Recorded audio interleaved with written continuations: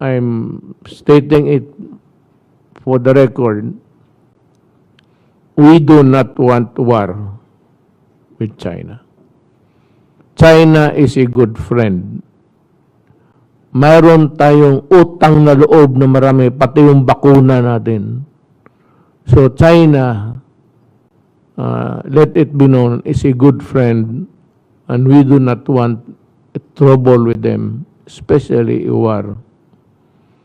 But there are things which are not really subject to a compromise. Kagaya ng ginawa mag-atras-atras. Mahirap po yan. Sana they will understand. But I have the interest of my country also to protect.